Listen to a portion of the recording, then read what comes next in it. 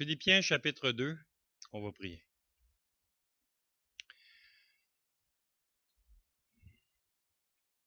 Père, je veux te remercier pour ton amour.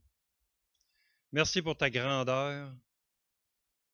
Merci pour cette simplicité, cette humilité qu'on peut retrouver dans ton Fils Jésus-Christ. On veut regarder cet aspect ce matin dans les Écritures, le côté humble de ta personne. Comment un Dieu si grand s'est fait si petit tout en demeurant si grand. Et on voit dans toute ton humilité ta grandeur. Et on veut être de plus en plus comme toi. Donc éclaire nos cœurs ce matin, afin qu'ils comprennent ce que tu as à nous dire, sur quel aspect on peut améliorer, afin qu'on soit de plus en plus comme toi. Merci pour ta promesse qui nous dit que cette œuvre que tu as commencée en nous, c'est toi qui vas l'achever. Merci Seigneur Jésus pour ta présence au milieu de nous ce matin selon ta parole. Et merci de nous éclairer par ton Saint-Esprit afin qu'on puisse comprendre cette parole. On s'adresse à ton Père en ton précieux nom, Seigneur Jésus. Amen. Philippiens chapitre 2. Vous êtes supposé avoir eu une introduction à Philippiens? T'as-tu peur que je suis tombé dans les mêmes textes que toi, là? Non, c'est ça. Je vais développer ça sur un autre aspect. J'ai fait attention, David. Éphésiens, tu arrêtes de le dire. C'est Eliette qui serait contente. Philippiens au chapitre 2. À partir du verset 1 à 11. Si donc il y a quelque consolation en Christ, s'il y a quelque soulagement dans la charité, s'il y a quelque union d'esprit, s'il y a quelque compassion et quelque miséricorde, rendez ma joie parfaite. Ayant un même sentiment, un même amour, une même âme, une même pensée. Ne faites rien par esprit de parti ou par vaine gloire, mais que l'humilité vous fasse regarder les autres comme étant au-dessus de vous-même. Que chacun de vous, au lieu de considérer ses propres intérêts, considère aussi ceux des autres. Ayez en vous les sentiments qui étaient en Jésus-Christ, lequel, existant en forme de Dieu, n'a point regardé comme une proie à arracher d'être égal avec Dieu, mais il s'est dépouillé lui-même en prenant une forme de serviteur, en devenant semblable aux hommes et ayant paru comme un simple homme. Il s'est humilié lui-même, se rendant obéissant jusqu'à la mort, même jusqu'à la mort de la croix. C'est pourquoi aussi Dieu l'a souverainement élevé et lui a donné le nom qui est au-dessus de tout nom, afin qu'au nom de Jésus, tout genou fléchisse dans les cieux, sur la terre et sous la terre, et que toute langue confesse que Jésus-Christ est Seigneur à la gloire de Dieu le Père. Quel beau texte! Hein? Vous savez que c'est un texte, si ça vous tente d'apprendre quelque chose par cœur, je pense que c'est un bon texte. Si vous voulez le pratiquer par cœur, c'est un bon test. Hein? C'est tout un défi. Exactement.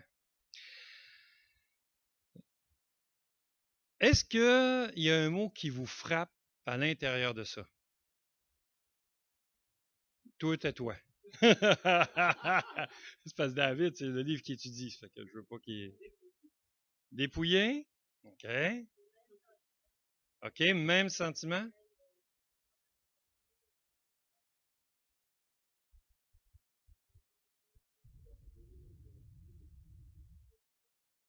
OK. Obéissant, ouais. Humilié?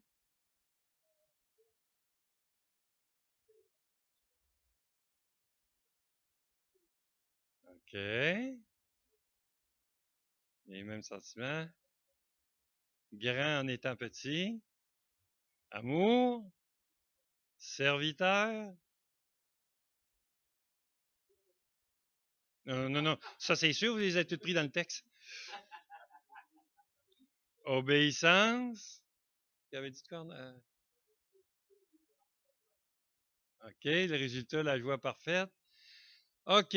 De quoi ça parle, ce texte-là?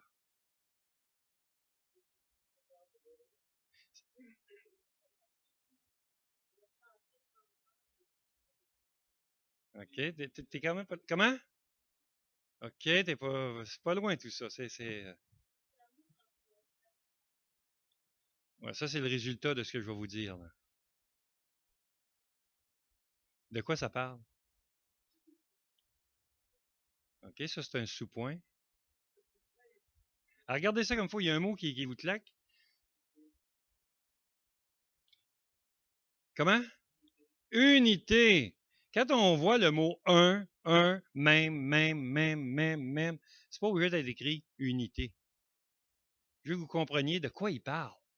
Il parle d'être un. Puis à la fin de tout, il va vous donner l'exemple de Jésus-Christ qui était un avec le Père. Voyez-vous? Mais il parle de cette unité qu'on doit avoir les uns avec les uns pour les autres et les uns sous les autres. Qui est plus grand de les uns sous les autres? Nommez le plus grand. C'est intéressant. Tu dis, ben, c'est impossible qu'il y en ait un qui est plus grand que l'autre quand tu te mets à penser comme ça. OK? Je vais toucher ça avec vous autres un petit peu. Ce que j'ai appelé dans le premier verset, oui, c'est ça, premier verset, la motivation de l'unité. Pourquoi l'unité? Et c'est intéressant parce que dans le premier verset, il dit, pourquoi l'unité? Si donc il y a quelque consolation, il y a toujours le si, hein, en passant, c'est toujours conditionnel. Là, je pourrais juste vous écrire, y a-t-il quelque consolation en Jésus-Christ? Levez la main ceux qui disent non. Il n'y a pas de consolation en Jésus-Christ? OK. Je veux savoir, est-ce qu'il y a la consolation en Jésus-Christ? Vous êtes tous d'accord avec ça? Le si n'existe plus dans votre texte. Comprenez-vous? Ça s'adresse à toi. Tu es un croyant, ça s'adresse à toi. C'est un langage qui dit s'il y a ça, s'il y a ça, s'il y a ça, mais c'est juste, ça demande une réponse affirmative. Comprenez-vous? C'est simplement pour bien comprendre le texte que c'est oublier le si, ça dit il y a ça. OK? Regardez ce qu'il nous dit. Premièrement, qu'est-ce qui motive l'unité? La première chose qu'on voit, c'est la consolation qu'on a en Christ. Impossible de devenir un sans considérer qu'on va se faire mal.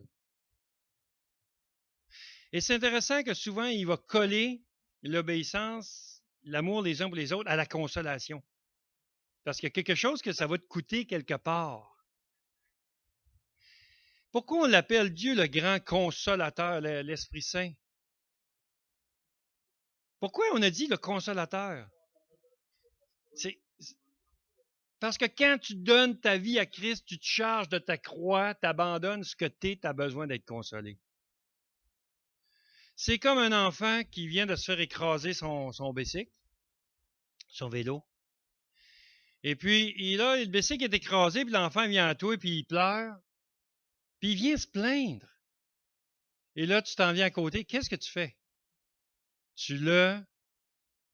Ouais, un mauvais parent dit, je t'avais dit de le ramasser. Mais comprenez-vous, la loi dit, je t'avais dit de le ramasser. La grâce dit, c'est pas grave. On va en avoir un meilleur. On va en avoir un meilleur. Puis là, le parent dit, il était fini, celui-là, de toute façon. Il était voué à la dompe. C'est ça que Dieu fait avec nos corps. Oh, il y a un truc qui a passé dessus, qui s'appelle le péché et la mort. Voyez-vous?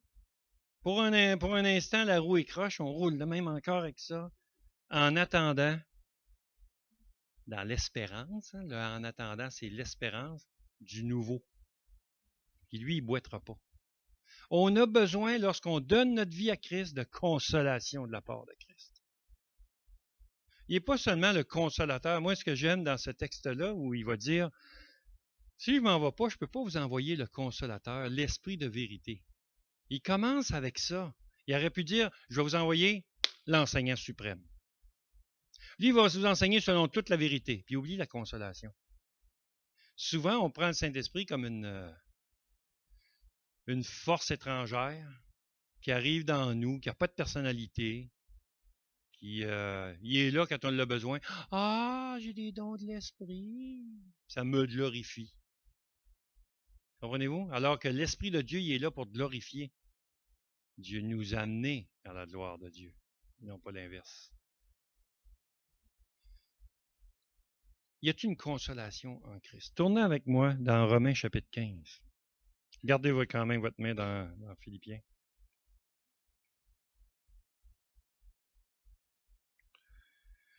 Romains, c'est tout de suite après Actes des Apôtres, l'avant-dernier chapitre.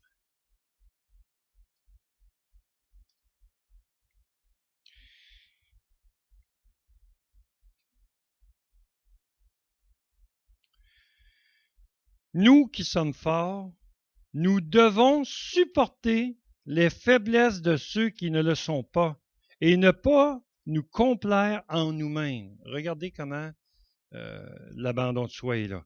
Que chacun excusez-moi, que chacun de nous complaise au prochain pour ce qui est bien en vue de l'édification.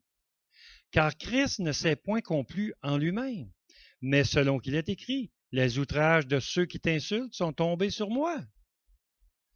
Or, tout ce qui a été écrit d'avance l'a été pour notre instruction, afin que par la patience et par la consolation que donnent les Écritures, nous possédions l'espérance.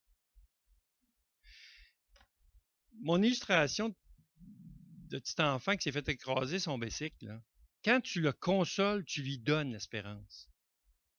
Voyez-vous? On est consolé quand on réalise que notre bicycle est tout croche. Ça, c'est vous autres, les bicycles. Ce que je veux vous dire, c'est que la consolation, elle vient, puis après ça, l'espérance.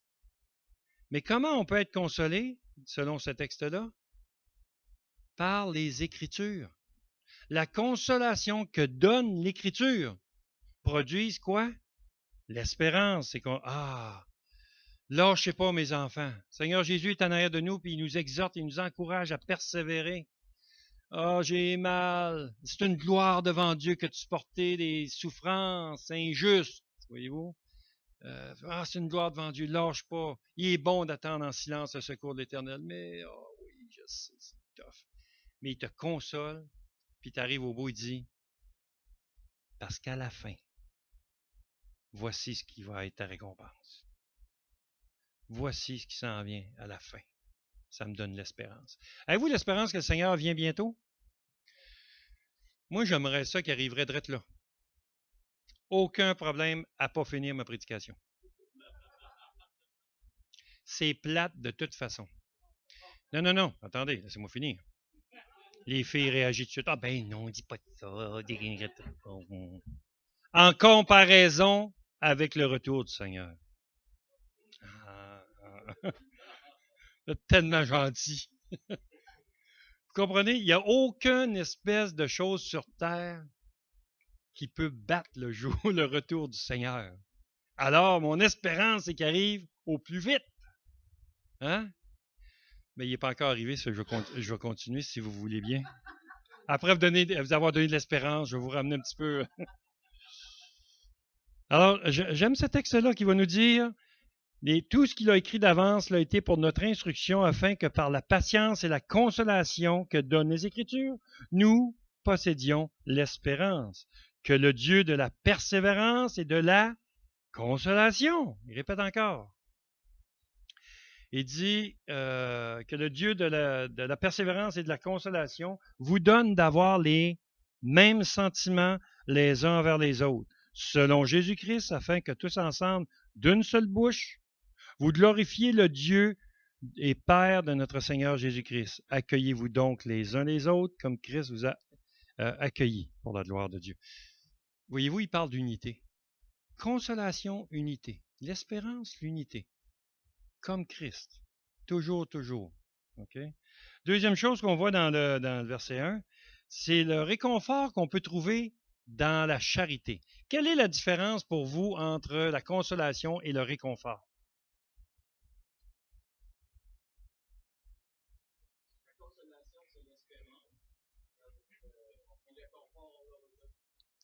C'est ça. Exactement, Marcel, tu as le doigt d'être dessus. Le réconfort, c'est le résultat de la consolation. J'ai été consolé, je suis un petit peu plus confortable. Je vais l'appeler comme ça. T'es pas consolé, t'es comme un petit peu pas sur tes bases, je dirais. Donc, ça va de pair. Il est venu, il m'a consolé, t'as arrêté de pleurer, il m'a réconforté. Il m'a ramené dans le confort. OK? Donc, c'est pour ça que c'est lié ensemble. Alors, il dit, ça, on le trouve où? Dans la charité. Ce réconfort-là, on le retrouve dans la charité. Quel est le plus grand commandement? Après, tu aimeras le Seigneur ton Dieu de toutes tes forces, ton âme, toute pensée, tout ton être. C'est intéressant, hein? Dieu avait déjà prévu le réconfort. L'amour les uns pour les autres, la charité les uns envers les autres. C'est ce qu'il nous dit dans le texte. L'unité est impossible si on n'est pas consolé par Christ, si on n'est pas, je devrais dire, réconforté par ses enfants dans la charité. Voyez-vous? De Christ en premier, puis après ça, le reste de l'Église. Et troisième chose qu'il nous donne à ce premier verset-là, c'est la communion qu'on a dans l'Esprit. Et là, écoutez ceci, parce que là, vous avez, je ne sais pas comment c'est dans votre Bible, là, dans l'Esprit, union d'Esprit, un petit E. C'est ça que vous avez? OK. La seule capacité qu'un être humain a d'être en communion, deux esprits ensemble, c'est par l'Esprit de Dieu. S'il n'y a pas l'Esprit de Dieu, il ne peut pas avoir une communion avec Dieu. Impossible. Impossible. Lorsqu'on a une communion avec l'Esprit de Dieu rend témoignage à notre esprit que nous sommes enfants de Dieu, n'est-ce pas? Alors, on est un dans l'esprit, je suis capable d'être un avec mon voisin. Sinon, c'est impossible. C'est comme la connexion qui n'est pas là. Mais oui, c'est comme un fil électrique, mais il n'y a pas de switch. Les deux fils sont comme ça. Ce qui connecte les deux, c'est l'Esprit de Dieu. Tu ne peux pas avoir une communion avec ton frère, ta sœur, si tu n'as pas l'Esprit de Dieu, ce n'est pas ton frère, ta sœur. C'est ça le problème. Alors, ça prend absolument cette communion avec l'Esprit de Dieu pour bénéficier de la communion d'esprit ensemble. Sinon, il n'y a pas ça. Oubliez ça. Si quelqu'un ne se tourne pas vers Dieu, il n'appartient pas à Dieu. Il n'y a pas de demi-mesure avec Dieu. La switch est à off. Vous n'avez pas la capacité de lever la switch. Voyez-vous, vous êtes mort. Quand vous êtes vivant, c'est quand la switch est on. Puis vous n'avez pas la capacité de former la switch. Voyez-vous? Quand il parle d'unité d'esprit dans l'Église, il fait référence premièrement à l'Esprit de Dieu. Ensuite de ça, l'unité ensemble. Même esprit. Et la quatrième, je passe là. Quatrième qu'on voit toujours dans ce verset-là, c'est l'affection, je dirais, et la grâce. Philippiens, excusez-moi, je vais vous dire ça. Philippiens 2. Je suis tout le temps Philippiens 2, premier verset. S'il y a donc quelque consolation en Christ, quelque soulagement dans la charité, s'il y a quelque union d'esprit, et là il dit, s'il y a quelque compassion, quelque miséricorde. La compassion, la miséricorde, c'est l'affection puis la grâce. Vous savez c'est quoi la grâce? Et c'est ça, c'est quelque chose qu'on ne mérite pas. Ce n'est pas le fruit de la loi. Voyez-vous? La grâce, là, le résultat de la grâce, excusez-moi. Le résultat de la loi, ce n'est pas la grâce. Voyez-vous, c'est la condamnation. Exactement, le jugement condamné. La grâce, c'est quelque chose qu'on reçoit, mais qu'on ne mérite pas de recevoir. Est-ce que dans l'Église, si on s'en regarde tous les uns les autres, y a-t-il quelque chose qu'on reçoit qu'on ne mérite pas de recevoir? Oui, une tonne. Puis si vous pensez que vous le méritez, vous n'êtes plus dans la grâce. Vous recevez une faveur imméritée. C'est une gloire devant Dieu que de souffrir injustement, donc souffrir quelque chose qui est immérité. Ben, il dit c'est une gloire devant Dieu. Ben, c'est pareil entre nous autres. on a des choses qu'on ne mérite pas. Ah, lui, il mérite tellement. Ben, c'est pas la grâce. Tu y dois. Voyez-vous? C'est correct de le faire, parce que tu y dois. Rendez à chacun que vous devez. C'est pas un problème, mais je suis en train de vous parler de la grâce. La grâce, ça va beaucoup plus loin. C'est quelque chose que tu ne mérites pas d'avoir, puis tu vas l'avoir. Wow! À cause de quoi? À cause de l'autre.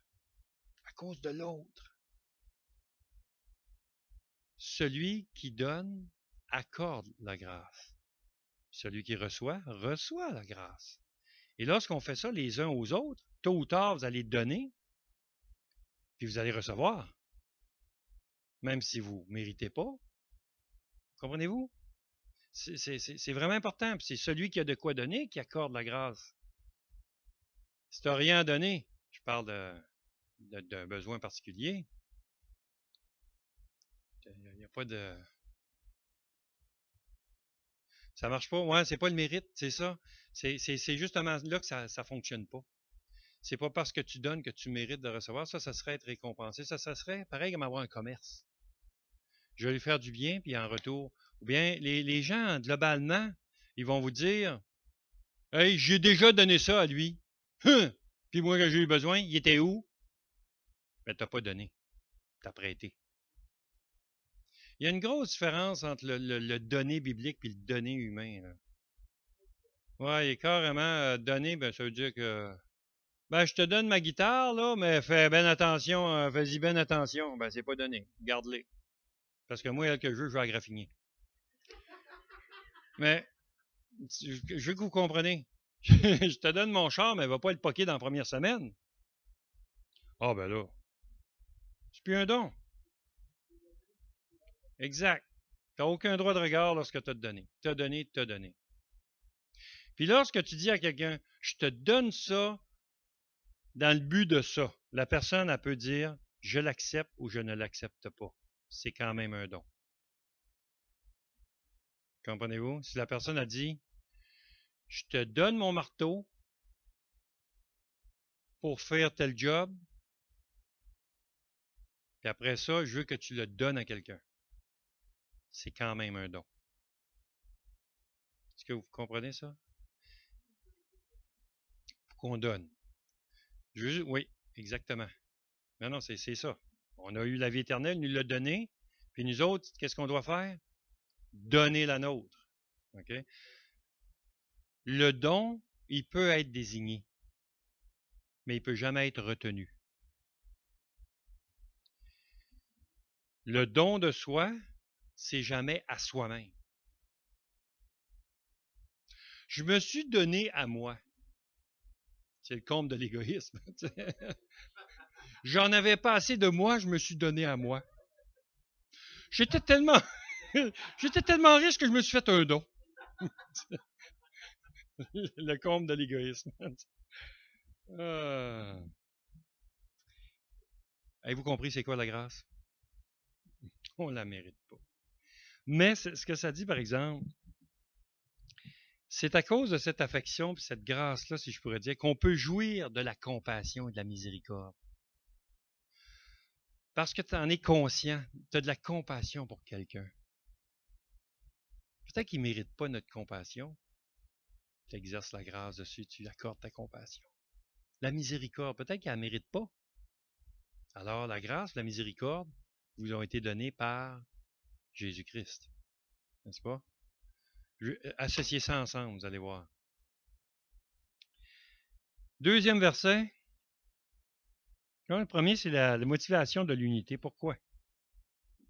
La deuxième, j'ai appelé ça la nature de l'unité. Tu vois, je n'ai pas touché dans tes plates-bandes, hein, mon David? La nature de l'unité. Ben, tantôt,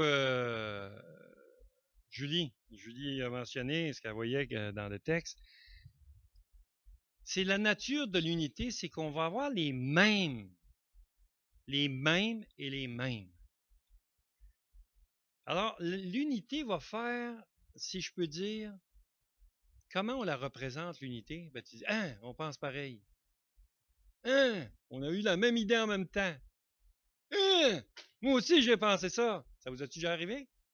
Fiouf, pensais que j'étais fou. Mais c'est ça, l'unité. Hein? Toi aussi, tu penses ça? Ben oui. Hein? Sérieux, man? Wow! De bord? Non? Je suis pas un loser? OK. Même sentiment, même amour. C'est comme une gang qui s'en va au party de crabe, puis il y en a un qui dit moi, j'aime pas ça le crabe. Ça marche pas, hein? Il va, toute la soirée, il va être au party de crabe, il va te regarder manger. Pas capable. Moi, pas capable, moi, pas capable, pas capable, pas capable de faire ça. Et l'autre, il mange ça, ça, il coule des babines. Bon. Il sent le crabe qui arrive chez eux, puis il aime ça. Puis l'autre, il peut pas être de la même pensée. Je sais pas comment tu fais pour aimer ça. Automatiquement, hein? C'est exactement ce que ça fait dans toutes les pensées. Mais lorsqu'elles sont toutes ensemble, on va-tu au souper de crabe? Ben, t'es pas sérieux. Il y a eu ça, il y a eu ça. Ils sont déjà enclenchés dans la même pensée. Oh, oh, oh, oh. Hey, notre souper de crabe, c'est telle date. Arnold, il me fait toujours ça quand je suis pas là. C'est à chaque année, hein. C'est plate, Claude. Je voulais t'amener au souper de crabe, mais il choisit la date.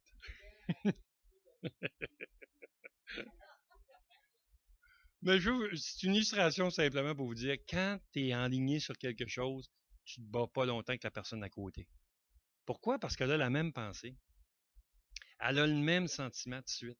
Elle a un même cœur.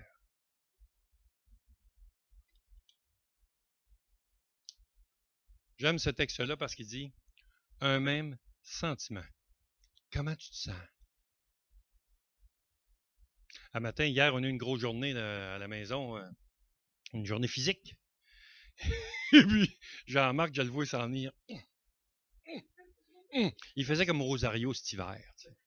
Mais en plein milieu de l'été, rien à comprendre là-dedans. Et là, et il marchait pas mal encarcané. Puis là, un matin, Ibi, qui est le plus en forme de la famille, il est en top shape, il se lève un matin.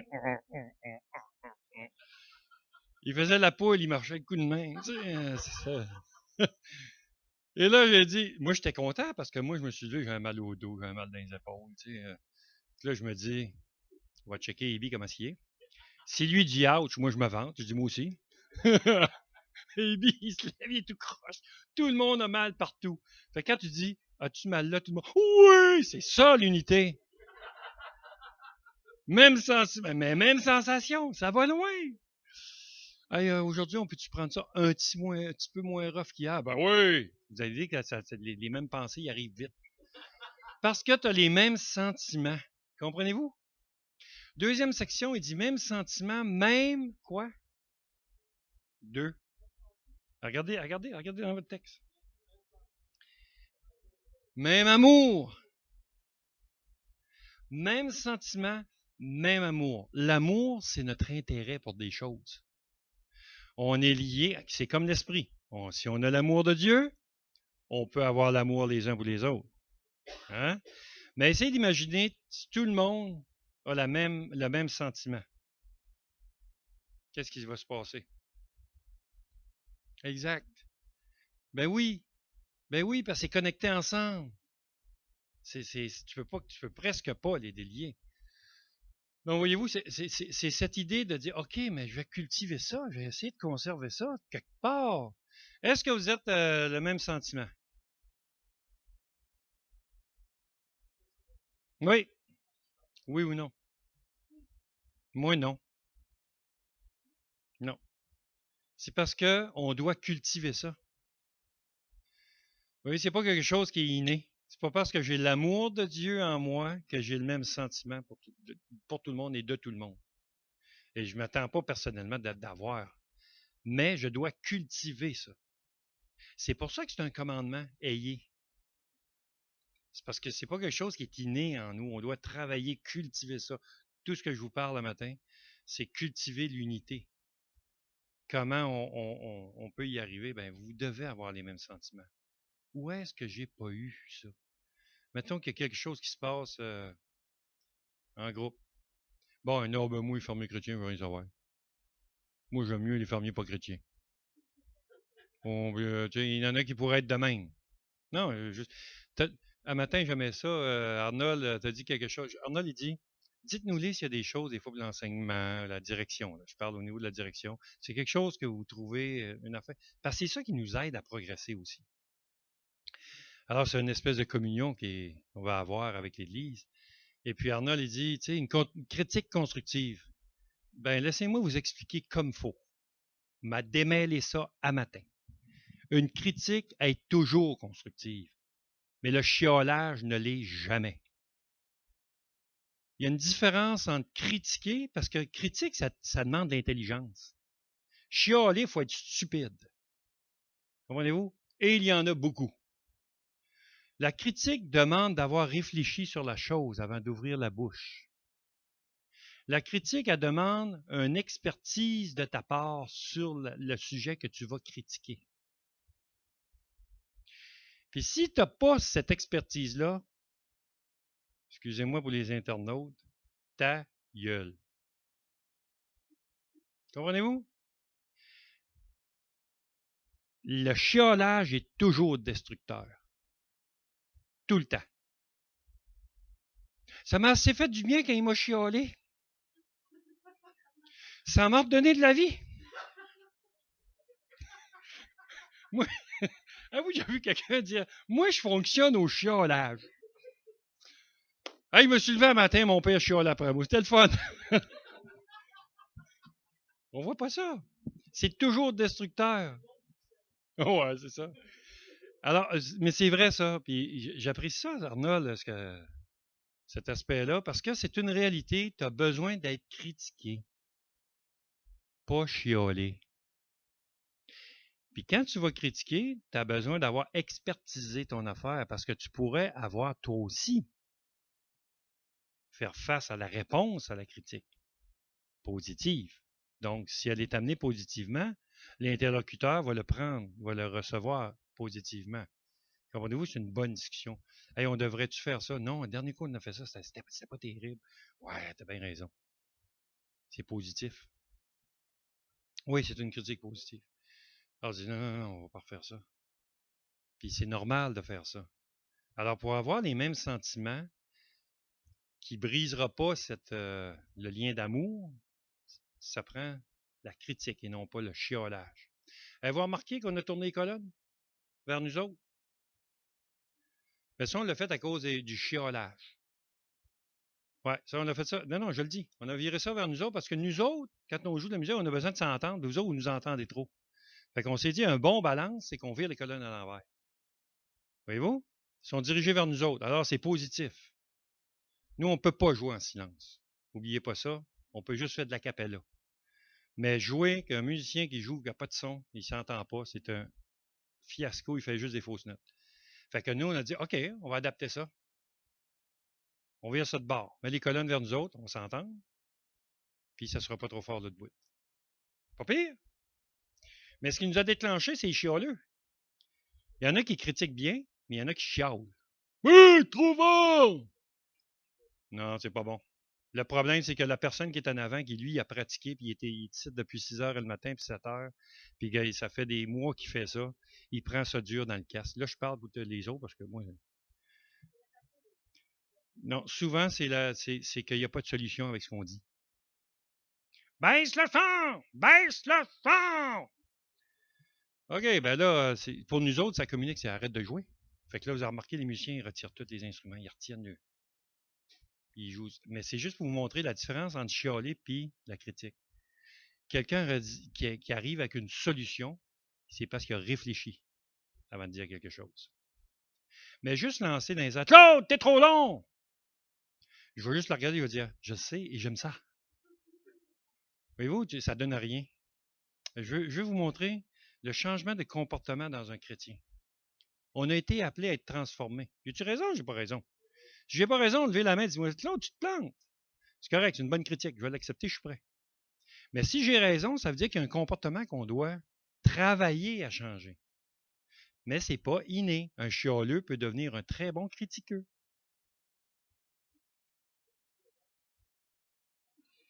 Ouais, parce que tu ne peux pas dire le gouvernement il est pourri. C'est quoi ta solution? Ah ouais, on vote un autre, c'est pas long. On vote pour un autre, il devient pourri aussi. Oui, excuse-moi. Vas-y, Edith.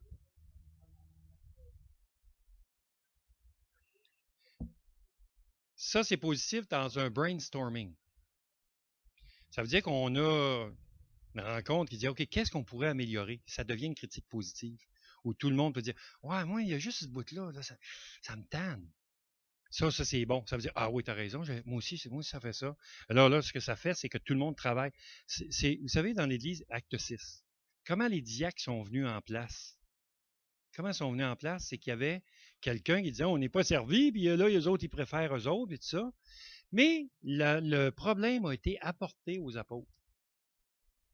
Et là, les apôtres se sont assis, ils ont dit, c'est vrai, ils ont raison. C'est pas bon qu'on serve aux tables. Et là, il y a eu l'institution des diacres. La solution est arrivée. Et là, on est au début de l'Église où l'autorité, c'est les apôtres. Voyez-vous? Alors, quand il y a quelque chose, il y a que dans l'Église, gardez l'unité, pensez à ça. Le problème, Edith, ce serait d'aller le dire à ton voisin sans que l'autre y sait. Vois-tu? Alors, qu'est-ce qu'on fait? On va voir la direction. On va dire, regardez, il me semble que c'est. Je vais garder le système. Il me semble que c'est pas mal fort. OK. Et là, on l'a fait, cet exercice-là, nous autres. Regarde ça. Je dis, OK, levez la main ceux qui trouvent ça trop fort. Il y a 3 mains qui se lèvent. Toi, c'est trop fort. Non, non, non, c'est correct. Non, c'est correct. Qu'est-ce qu'on fait avec ceux qui disent c'est correct? C'est ça qui est dangereux. Alors, on pourrait dire, je vais, je vais brimer 30 personnes parce qu'il y en a 3. Mais les 3, il vaut la peine qu'on s'en occupe, par exemple. Alors, pour eux autres, qu'est-ce qu'on peut faire? On pourrait-tu juste lui demander de se déplacer ce bord-là, pour on ne mettra pas la colonne à ce bord-là? Un exemple. Non, c'est juste pour vous dire, il y a des solutions qui sont réfléchies, bien apportées, mais c'est exactement ça. C'est plus dans ce sens-là que de juste pitcher ça dans les airs. Vous savez, comme quand je vous disais, quand je reviens de l'île ou je reviens d'un de mes voyages missionnaires, puis quand j'arrive, je dis, ah, t'es revenu? C'est pas constructif. C'est travail de démolition, un petit morceau à la fois. Et le résultat, ben, ça vient qu'à m'amener, il n'y a plus de bâtisse. Fait que qu'est-ce qui se passe? C'est s'il y a une différence entre quelqu'un qui vient me voir et dire, oh, on aimerait tellement ça que tu sois là plus souvent. Ça dit amour. Parce que je suis capable de m'asseoir avec, tu dis, ouais, tu as absolument raison. Mais le Seigneur m'appelle à ça. Il a dit, ouais, tu as absolument raison. On va en profiter quand tu es là. Mais tu sais, ça sort positif, ça sort d'un commun accord. Et puis, c'est de ça que je parle. Le même sentiment, le même amour, il va être collecté avec la même vision. Et c'est quand on a cette unité-là, on est capable de faire ça, puis ça affecte personne. C'est vrai que ça fait ça. Ça affecte personne. Tout le monde se sent bien là-dedans. Parce qu'il n'y a personne qui se fait dire des affaires qui ne devraient pas être dites. Puis, avez-vous remarqué tout à l'heure, ça dit que celui qui est fort, il fasse attention aux faibles. Et des fois, on ne peut pas tout dire. Tout ne se dit pas. Parce que je peux brimer quelqu'un quelque part. Et on le fait, malheureusement, on le fait. Là, moi, le premier. Là. Mais, hey, monsieur, je regrette à chaque fois que j'ai dit quelque chose qui a fait mal à quelqu'un. La pire épreuve de ma vie, là, moi, c'est pas d'aller évangéliser. C'est pas de me faire trancher la tête. Là. C'est quand tu fais quelque chose à quelqu'un. Puis tu dis, ah, non, ça c'est tough. Parce que tu veux pas, c'est pas de cet amour-là que tu es animé. Tu es animé de l'amour de Christ, pas ta propre amour à toi. Alors, l'unité, c'est même sentiment, même amour. Un, un, un. Ensuite de ça, j'avance, hein? Un même accord, tu sais, quand il dit une même âme, là, moi j'ai dit même accord. Parce que ça vous dit rien, âme. Mais de toute ta profondeur, si je peux dire ça comme ça. Parce que surtout qu'au niveau de la pensée grecque, là, il divise ça en 3 sections. Mais quand il parle d'une même âme, là, c'est qu'on soit d'accord. As-tu déjà vu un âme pas d'accord avec son corps? C'est ça, c'est exactement ça. Si on arrive d'un commun accord, c'est ça qui est le fun. Le gouvernement fédéral a changé les lois sur les organismes une façon de procéder que tu as le droit de faire. C'est pas qu'ils ont changé l'affaire, c'est que le droit est accordé. C'est que tu vas fonctionner par consensus. J'aime ça. T'as bien. Un proposeur, un secondaire, on vote. Ça, c'est la loi. Le consensus fait appel au dialogue. Ça veut dire que dans la salle, tu vas arriver à un consensus. Un va dire, je suis pas à l'aise avec ça. OK, qu'est-ce qu'on peut faire pour te rendre à l'aise? Si c'est impossible, mettons, d'autres vont dire, ouais, c'est vrai. Ben, c'est pas grave. De toute façon, ce bout-là, on ne le mettra pas. Et là, il arrive un consensus. Est-ce que c'est ça qu'on fait? Puis là, tout le monde dit, oui, c'est ça qu'on fait. Y a-t-il quelqu'un qui n'est pas à l'aise avec ça? Non, on est tous à l'aise. Tu as le consensus. Et ça, on appelle ça un commun accord. C'est, c'est mieux qu'un vote parce que la majorité va gagner, puis il y a toujours quelqu'un qui va être brimé quelque part. Le consensus, il fait plus, il reflète plus ce qui est biblique, en fait. Oui, exactement, exactement. Fait que ouais, c'est ça, c'est unanime. Exactement. Puis souvent, les gens vont dire oui parce que le pasteur, il va vous proposer quelque chose, mais tu veux pas trop affronter le pasteur. Tu sais, fait que tu vas dire oui parce qu'il l'a dit en avant. Mais là, dans les faits, c'est pas un bon consensus. C'est une bonne attitude en passant, parce que c'est ce que Dieu nous demande, la soumission. Mais si j'exclus ça de là, si je parle là, en tant que groupe, en tant qu'Église, c'est bien plus fun quand il y a un consensus. Parce que quand tu vas sortir, tu vas descendre les marches, hey, tout le monde marche dans la même direction. C'est l'unité. Hein? Alors c'est ça qu'on veut s'appliquer à faire. À s'améliorer en tout cas là-dedans. Romains chapitre 12. Romains 12, juste rapidement. Allez au verset 9. Romains 12, 9, gardez votre main dans Philippiens 2. Il dit que la charité soit sans jeu de rôle.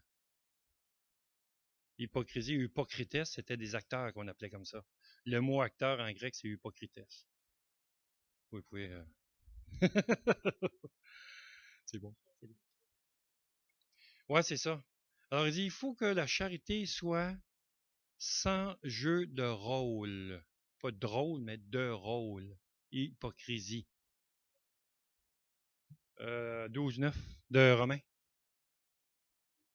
OK? Romains 12, 9. Alors, on ne devrait pas jouer une game qu'on a. On dit ça souvent, hein? Il met sa face là, puis quand il sort après, il n'y a plus la même face. Mais où? Il dit, il faut que l'amour, elle ne soit pas hypocrite. Il faut qu'elle soit vraie. Sans ça, c'est pas de l'amour. Oui, absolument, absolument. Oui, oui. C'est l'idée là-dedans qu'on doit être vrai. Regardez la suite du passage. Il dit que la charité soit sans hypocrisie. Ayez le mal en horreur, attachez-vous fortement au bien. Et puis regardez 10. Par amour fraternel, soyez pleins d'affection les uns pour les autres. Voyez-vous? L'amour fraternel, il dit, il faut que tu sois plein d'affection. Mais voyons donc, l'amour fraternel, puis affection, en réalité, c'est un mot qui est agapé, agapao, le verbe aimer, inconditionnellement. Puis tout de suite après, c'est philéo. Soyez plein d'amour fraternel. Qui, il dit, c'est à cause de l'amour de Christ. Ton amour fraternel, qui est la bonne, elle doit venir de l'amour de Christ. Vous avez des familles, des frères, des sœurs de chair. Vous les aimez parce que c'est vos frères, vos sœurs de chair. Mais le texte ici, il dit, à cause de l'amour de Christ, vous devez avoir l'amour fraternel dans l'Église.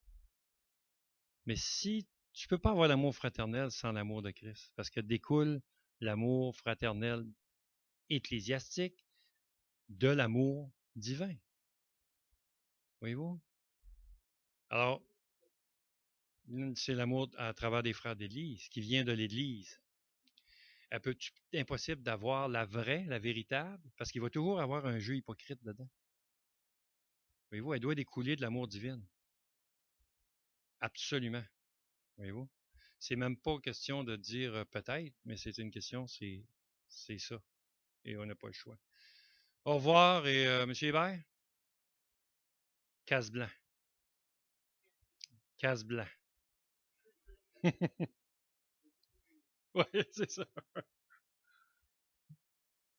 OK, voyez-vous, c'est quelque chose qui découle. Dans tout ce qu'on touche, l'unité, elle est impossible sans cette communion.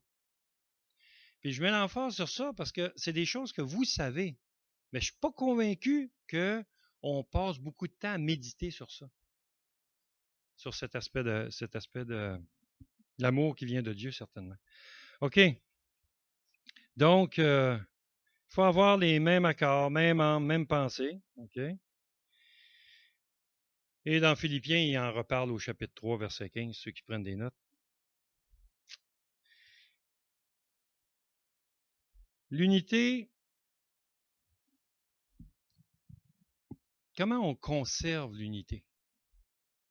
Bien, l'apôtre Paul va nous donner dans son 3e point, versets 3 à 5, il va nous dire comment conserver cette unité. Puis c'est probablement les versets qui font le plus mal. Parce qu'on est capable de sporadiquement s'aimer les uns les autres. Mais tout le temps, là, la chair peut embarquer.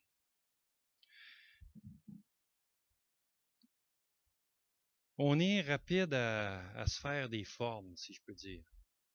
On est très, très rapide à faire ça. On peut oublier ce qu'on avait décidé la veille ou la surveille. Comprenez-vous? C'est le temps qui démontre comment on est. Mais il y a quelque chose qu'il faut entretenir, c'est cette unité lorsqu'elle est là. Et dans le chapitre 3, la première affaire qui nous dit comment la conserver, c'est ne faites rien par esprit de parti.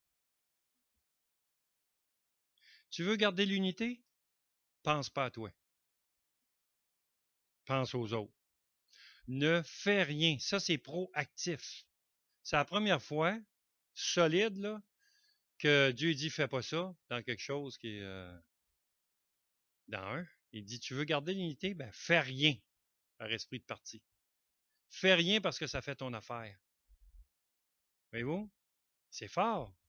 Ça, c'est le moyen de conserver l'unité. Tu fais rien pour toi-même. Oh, ça veut-tu dire qu'on s'assied et on ne fait pas rien? Non, non, il a prévu la suite. Hein?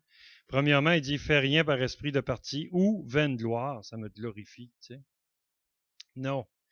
Mais plutôt que l'humilité vous fasse regarder les autres comme étant au-dessus de vous-même. Ça veut dire que tu deviens serviteur de l'autre. L'autre devient ton maître.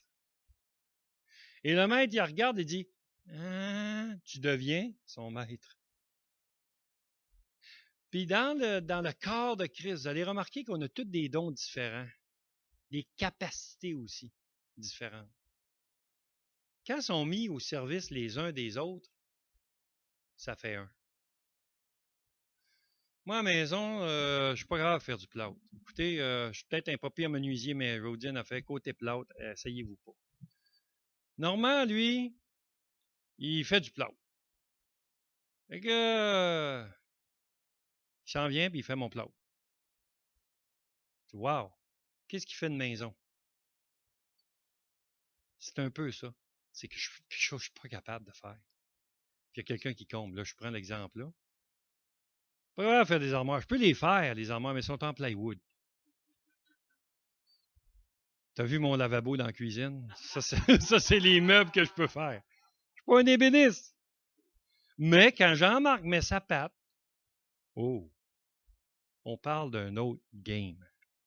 C'est un autre aspect. Des choses, mais c'est pareil spirituellement. On n'a pas tout. Vous savez, quand je vous dis, là, venez dans la mission, vous n'êtes pas obligé d'être comme moi. Laissez-moi aller. Prenez un marteau et des clous, allez-y. Venez-vous-en. Mais c'est un peu ça, c'est qu'on n'a pas tout. On a besoin les uns des autres. Puis l'unité se manifeste dans la complémentarité des uns des autres. Personne seule, elle n'a pas tout. Donc, elle n'est pas un. C'est un mensonge. L'Église est un lorsque tous les dons sont appliqués dans l'Église. Ah, c'est ça un corps de Christ. Voyez-vous? Est-ce que deux personnes sont le corps de Christ? Mais on est conscient, vous comprenez qu'est-ce que la doctrine... Ouais, c'est ça. Alors on dit, ouais, Christ est au milieu d'eux. C'est intéressant parce que là, tu dis, ouais, mais deux, ils n'ont pas tous les dons, mais ils ont assez de dons pour se complémentarité l'un l'autre, s'ils sont juste deux. C'est ça. Donc, le besoin de l'autre qui est là, c'est lui qui va lui donner. Le besoin de lui, c'est lui. C'est ça un couple. On dit pas couple, on dit un. C'est ça, c'est ça. C'est ça. Comprenez-vous, on est supposé, au nombre qu'on est, combler les besoins des uns des autres. Et si on n'a pas quelque chose dans l'Église, ben, Dieu va pourvoir. Il va venir de l'extérieur. Mais tout le temps, on devrait être en train de se compléter. Tout le temps, tout le temps.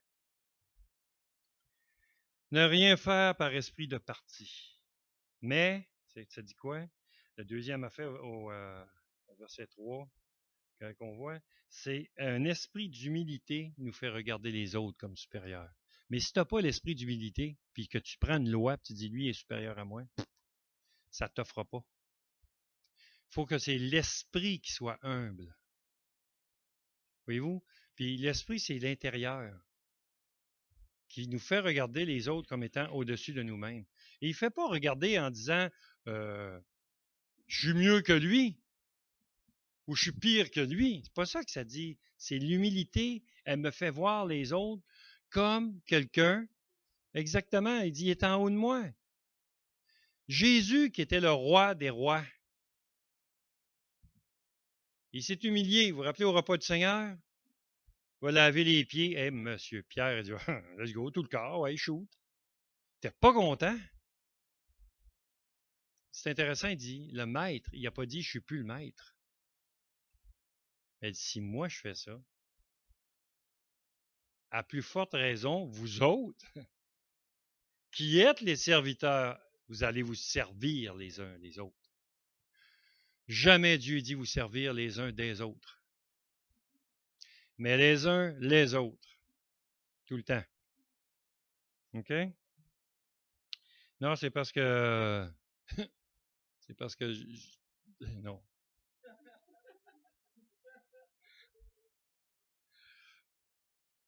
Non, c'est que j'avais un frère à Longueuil, puis le frère, il a une compagnie. Je ne le dirai pas parce qu'il va peut-être bien écouter ça, mais il va se reconnaître pareil. Là, lui, là, dans l'église, le frère, il a une compagnie de quelque chose de pas unique, mais il n'a pas une gang qui font ça. Mais là, dans sa compagnie, il y a un truck, un cube. Puis là, quand ça arrive le 1er juillet là, en ville, là, c'est le free for all. Fait que là, tous les chrétiens arrivaient pour lui demander son truck. Puis lui, comme chrétien, il veut dire oui parce qu'il est prêt à donner ses affaires. Vous comprenez-vous? Et là, mais dire oui, il a besoin de son truck pour travailler. Il se sent mal parce qu'il est pris. Puis là, il peut pas, cette semaine-là, il a besoin de son truck. Ses affaires sont dedans pour travailler. Il peut pas. Mais les gens voyaient qu'il y avait un truck, puis là, on sait bien, ça a des affaires, puis ça passe même pas passer ses affaires. Puis là, tu vois, il y a des chrétiens qui s'attendaient à ce que l'autre chrétien il donne, parce qu'il était chrétien. Il y a des affaires de même. C'est pour ça que je fais cette petite parenthèse. La pensée de Christ en nous. Il faut être sensible aux besoins des autres, le verset 4, aux intérêts des autres. Que chacun cherche, c'est quoi les intérêts de l'autre? Ça, c'est assez important. C'est important, puis écoutez-moi, là. Demeurer réveillé quelle heure, là?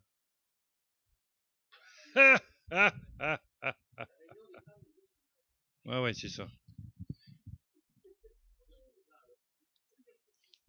Écoutez bien ceci, c'est parce que c'est important tout ça.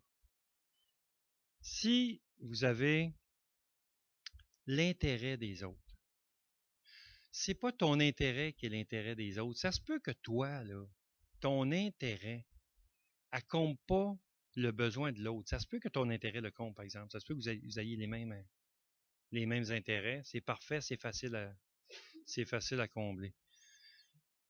Si quelqu'un, il te dit non, non, non, j'en ai pas besoin. Oui, oui, oui, ben prends-les, ben oui, tu sais. Puis, toi, ça marche pas avec l'autre. Arrête. C'est pas son intérêt. Viens avec moi, on va aller faire telle affaire. Puis là, toi, parce que tu veux l'avoir quelqu'un avec toi. C'est ton intérêt que tu cherches. C'est pas l'intérêt de l'autre. Je vous demande de venir anticosti. Je cherche pas mon intérêt. Parce que quand vous n'êtes pas là, je la fais pareil, la job. Mais il y a un intérêt que je cherche, c'est celle-là du corps de Christ. Parce que tous ceux-là qui reviennent après la mission ne seront plus pareils. Ils sont plus pareils. Ils planent pour le Seigneur. C'est ça qui est l'intérêt. Voyez-vous? Mais ça pourrait être un intérêt personnel aussi. Je pourrais dire, on va aller faire de quoi pour que moi, j'aille la gloire pour le reste de l'année. Comprenez-vous? La même action, la même œuvre peut devenir égoïste. Elle pourrait être un intérêt plutôt que l'intérêt du Seigneur. Alors, on cherche l'intérêt de l'autre, puis il faut y avoir réfléchi. Et c'est ce que je fais. Je réfléchis à savoir qu'est-ce qui est bon, qu'est-ce qui n'est pas bon, admettons, lorsque je vais voir. Donc, on ne peut pas juste dire me servir de l'Église pour mon intérêt.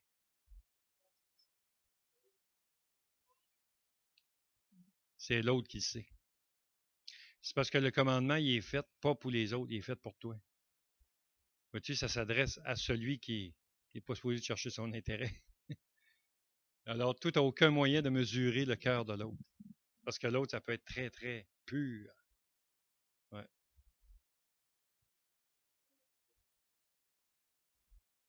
Oui, absolument, c'est ça. C'est vraiment, c'est carrément ça. Ouais. Verset. Oui, exact. Exactement. Matthieu, chapitre 11, rapidement, je vous lis ça.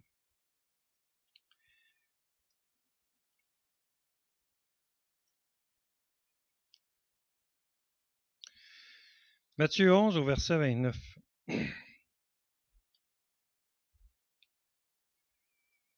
28. Venez à moi, vous tous qui êtes fatigués et chargés, je vous donnerai du repos. Prenez mon joug sur vous et recevez mes instructions, car je suis doux et quoi? Humble de cœur. Wow! Et vous trouverez du repos pour vos âmes. Car mon joug est doux et mon fardeau léger. Je trouve un encouragement dans cette parole-là. C'est que le Seigneur Jésus il dit, viens à moi. Est-ce qu'il est en train de dire, viens, j'ai de l'intérêt? Non, il y a de l'intérêt pour toi. Il ne veut pas se servir de toi, même s'il aurait le droit. Mais il dit, viens à moi. Donc, en quelque part, c'est intéressant, il dit, viens à moi, puis vous tous qui êtes fatigués et chargés. Il regarde l'intérêt de l'autre. Tout de suite, il a les yeux fixés sur... Ouais, ils ont...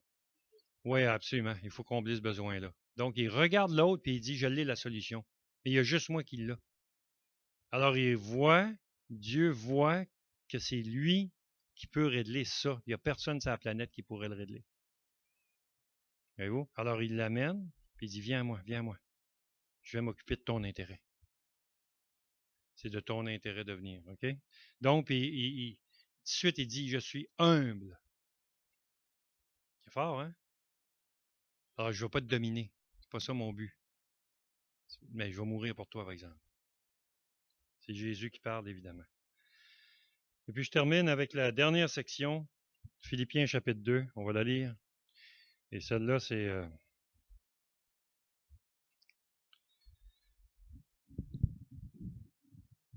J'ai appelé ça l'exemple altruiste de Jésus-Christ dans l'unité. Vous savez, l'apôtre Paul, j'aime cet enseignant. Lui, là, il prêche la doctrine, il va dire des vérités profondes, puis après ça, il claque l'exemple de Jésus-Christ. Avez-vous remarqué que ses enseignements sont toujours liés comme Jésus-Christ? Qui a fait ci, il a fait ça, ta, ta, ta. Il va relater ce que Jésus a fait, puis il dit, regardez ce que je viens de vous dire. Mais pourquoi je vous le dis? Parce que c'est Jésus-Christ notre exemple, notre modèle. Et c'est ce qu'il va faire dans Philippiens 2. Il dit que chacun de vous, au lieu de considérer ses propres intérêts, considère aussi ceux des autres. Verset 5. Ayez en vous les sentiments. Tantôt, je vous ai parlé des sentiments. OK?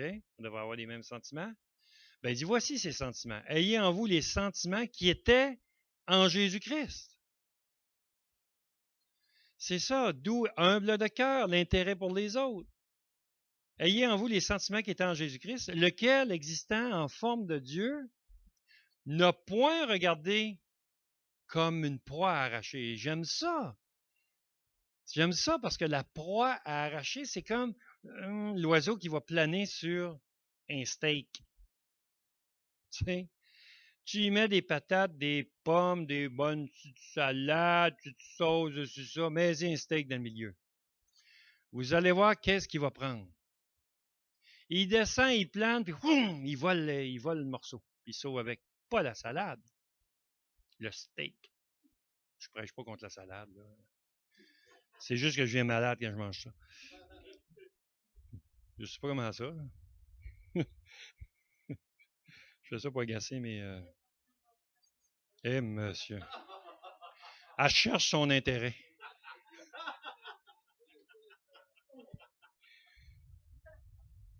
C'est pour agacer quelqu'un dans la salle qui m'a fait une salade cette semaine, puis j'ai été malade. Ben non, ben non. Je vais agacer mes saladeux. Mais l'oiseau de proie, qu'est-ce qu'il va faire? Il va venir arracher, pas la salade, il va arracher exactement ce qu'il veut. Et si Jésus avait regardé l'aspect de sa divinité, ce serait péter les bretelles parce que je suis Dieu. Je suis égal à Dieu. Eh bien, ça n'aurait pas marché. Ben, il ne l'aurait pas fait. Mais c'est ça, nous autres, on serait fait. Oui, c'est ça. Donc, il dit, il n'a point regardé comme une proie arrachée d'être égal avec Dieu, mais ils l'ont dépouillé. L'humilité est fait que la personne se dépouille elle-même. Elle n'a pas besoin des autres pour la plumer.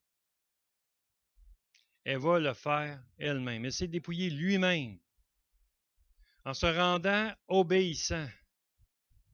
Wow! L'obéissance, vous rappelez-vous de Hébreux chapitre 2? Bien qu'il fût fils, a appris l'obéissance par les choses qu'il a souffertes. Il l'a appris par la souffrance. Et là, ce que ça dit ici, c'est intéressant, se rendant obéissant. Il est au summum de l'obéissance. Au summum.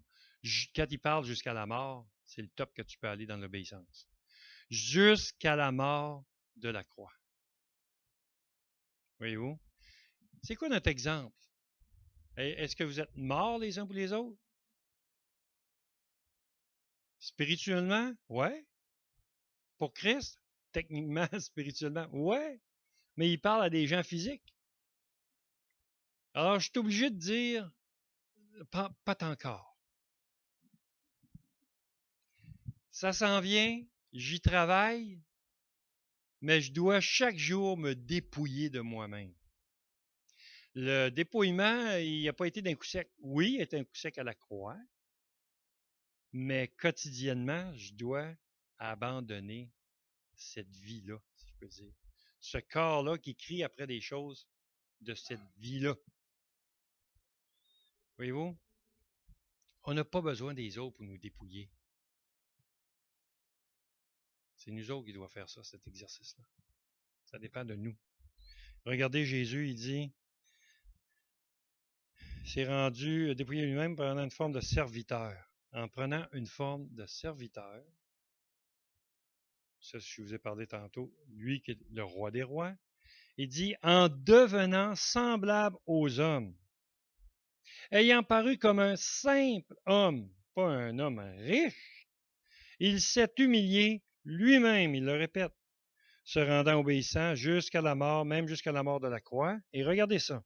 C'est pourquoi la raison, regardez ça. Voyons, c'est Jésus. Qui l'a élevé? Il a élevé qui? C'est intéressant parce que Jésus quoi? Non, Jésus... Jésus, homme. Exactement. Parce qu'il est Dieu. Voyez-vous, il est déjà Dieu. Ce qui a été soulevé, amené dans la gloire, c'est Jésus, homme. C'est ça qui est mon assurance, c'est qu'un jour, je vais être dans cette même gloire-là, Claude, homme. Pourquoi? Un corps transformé, évidemment. Mais pourquoi? Parce que mon sauveur a parti de la position où il était, il est devenu, c'est ça que ça dit ici, devenu un homme. On l'a vu comme un simple homme. Il est mort, ce simple homme-là est mort sur la croix. Il s'est dépouillé de tous ses titres. Il a accepté la mort. Père, pourquoi m'as-tu abandonné? Il a accepté la séparation d'avec Dieu à cause de notre séparation d'avec Dieu. Pour que nous soyons, pour que lui soit uni avec Dieu, pour que nous soyons unis avec Dieu. Jean chapitre 17. Voyez-vous? C'est cette humilité-là qui fait que ça a un impact éternel. Il lui a donné le nom qui est au-dessus de tout nom, afin qu'au nom de Jésus, tout genou fléchisse. Hey, on parle d'humilité. Il a accompli l'humilité parfaite. Résultat, tout le monde va s'humilier devant lui. C'est lui qui l'a Dieu qui l'a élevé dans la gloire. Tout genou, au nom de Jésus, tout genou fléchisse dans les cieux. C'est qui ça? Sur la terre. Sous la terre.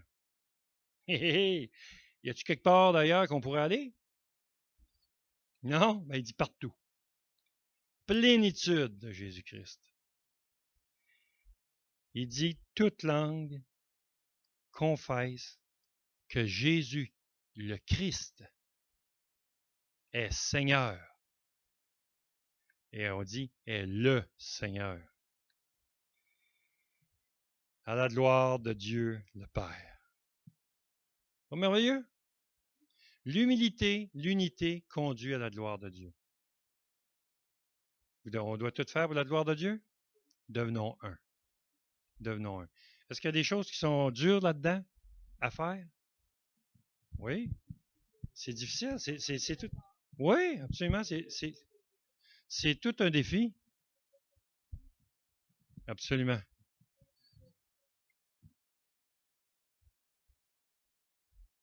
C'est ça. Il va nous forcer. Alors Dieu, lui, il opère par transformation. Donc, il faut qu'il va transformer notre cœur. Quand Dieu dit sur ça, cette transformation-là, il dit, garde ton cœur plus que toute autre chose. Mais ce que Dieu a déposé dans ton cœur, il est précieux. Alors, il nous demande de faire attention à ça. Donc, c'est difficile d'avoir l'unité. Tu sais, avez-vous des familles nombreuses chez vous? Ouais. C'est-tu facile de dire, d'amener toute la famille à un? C'est dur, hein? C'est un défi extrême. Il y a seulement Jésus-Christ que c'est possible. Ailleurs, c'est pratiquement impossible.